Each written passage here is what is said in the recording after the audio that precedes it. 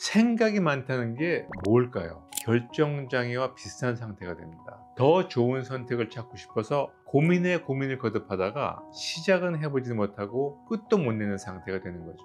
일에 오히려 집중을 못하고 질질 끌기만 하니까 업무나 학업에서 효율이 떨어집니다. 자, 그렇다면 머릿속 생각을 정리하려면 어떻게 해야 될까요? 정신건강의학과에서 실제로 많이 이용이 되는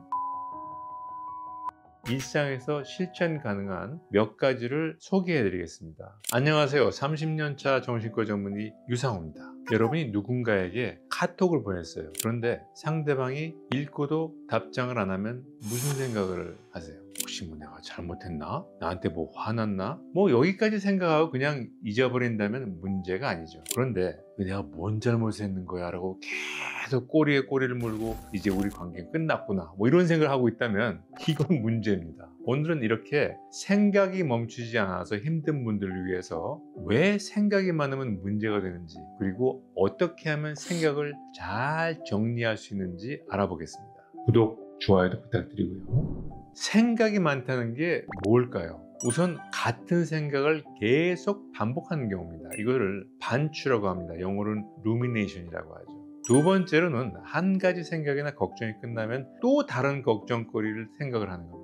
세 번째로는 과거, 현재, 미래 동시에 한꺼번에 생각을 하는 겁니다. 자, 이게 왜 도대체 문제일까요? 첫 번째는 뇌가 쉴 틈이 없습니다. 생각이 꼬리에 꼬리를 물고 떠올라서 밤잠 못 이룬 적 있을 겁니다. 우리 뇌는 잠을 자는 동안에 낮에 경험한 여러 가지 정보들을 정리하고 또 쓸데없는 정보를 지우면서 회복을 합니다. 그런데 생각이 많은 상태로 잠을 들면은 뇌가 각성 상태를 계속 유지하게 돼요. 그래서 깊은 수면 단계로 제대로 들어가지 못하는 겁니다. 자, 그럼 어떻게 될까요? 이게 자도 잔 것 같진 않아요. 수면의 질이 떨어지니까 다음날 집중력이 떨어지고 감정 조절도 안 돼요. 사소한 일에 쉽게 짜증나고 예민해지는 거죠. 그럼 그날 스트레스를 더 받고 내가 예민해서 짜증나서 했던 일 때문에 생각이 많아지고 그런 생각 때문에 또 잠을 못 자죠. 악순환입니다. 두 번째로는 몸이 아프기 시작합니다. 목과 어깨 이런 근육들이 수축하게 돼서 뭉치고 두통도 생기고 소화도 잘 안 돼요.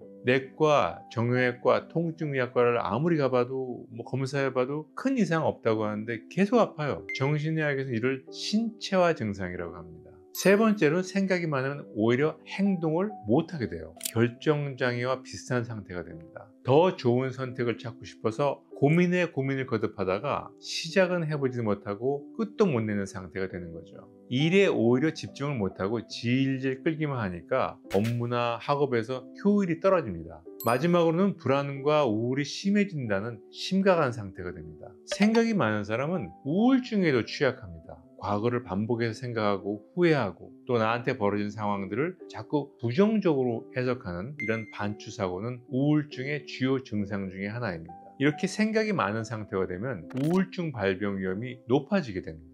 자, 그렇다면 머릿속 생각을 정리하려면 어떻게 해야 될까요? 정신건강의학과에서 실제로 많이 이용이 되는 인지행동치료 기법 중에서 일상에서 실천 가능한 몇 가지를 소개해 드리겠습니다. 먼저 머릿속에 가득한 걱정거리들을 내가 조절할 수 있는 것과 할 수 없는 것으로 나눠보는 겁니다. 우리가 걱정하는 것들 중에 거의 대부분은 내가 어떻게 할 수 없는 것들입니다. 예를 들어 볼까요?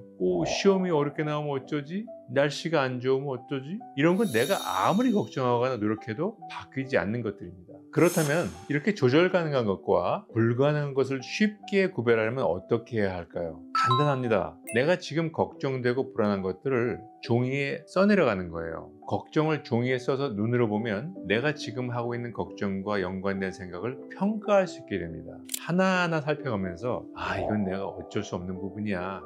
이건 이렇게 하면 되겠다 하면서 내가 할 수 있는 거, 할 수 없는 걸 구별하는 겁니다. 통제할 수 없는 것을 받아들이고 내가 통제할 수 있는 영역에 에너지를 쓰는 거죠. 오늘은 생각 정리의 기술에 대해서 다뤄봤습니다. 오늘 말씀드린 방법도 완벽하게 모든 것을 실천하지 않으셔도 괜찮습니다.